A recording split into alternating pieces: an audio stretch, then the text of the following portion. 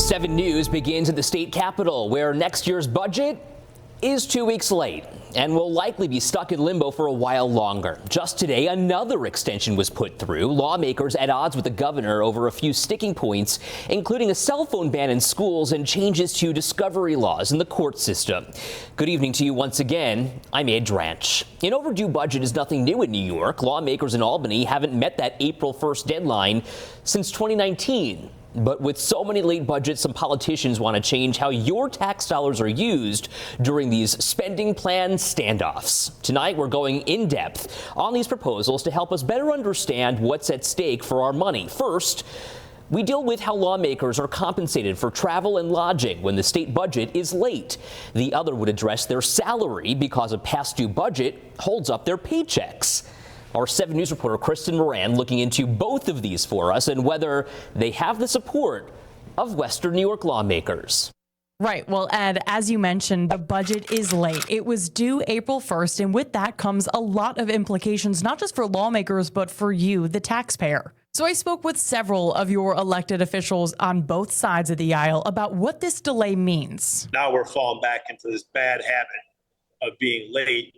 And most of it's not because of budgetary items. It's legislative items that are being put into the budget. I generally don't like putting legislative items into the budget because you skip the committee process, the hearing process, the whole public discourse process. But we are not in Albany debating or talking about budget issues. We are talking about the governor's policy issues. And that delay comes with a price. Assemblymember Steve Hawley says every time they're in Albany when they're not scheduled to be there, it costs taxpayers $40,000. We're already here 4 extra days than we weren't scheduled to be.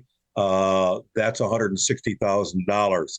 For all of your listeners and my friends and neighbors, that's a lot of money when we didn't need to be here. They've had 3 months to get this budget done. Let's get to work and get it done. It doesn't seem like there's a whole lot getting done behind closed doors as far as the negotiations. The process doesn't appear to be very transparent. You know, it's costing money. You know, I'm not supposed to be here this week. We're supposed to be on break, but yet expenses have to be covered. Hotel rooms, food, staffing, everything else that goes along with having to have a session when we weren't supposed to have sessions. And right now, lawmakers aren't getting paid until they pass the budget, although there is a bill out there right now to change that and pay them anyway. But a governor's spokesperson says if lawmakers want a solution, they need to come to the table and pass the budget. You know, withholding a paycheck is just no way to coerce somebody into acting. I think there's a punitive structure. And it doesn't actually set up for good dialogue. In fact, it creates more problems than it solves, in my opinion. And so I don't like it as a system, but when you ask for the job, you ask the people to elect you, then you have to go and do what the job requires. So lawmakers voted to extend the budget this time through Thursday. Many are expecting it to be pushed back again with the hope of it passing next week.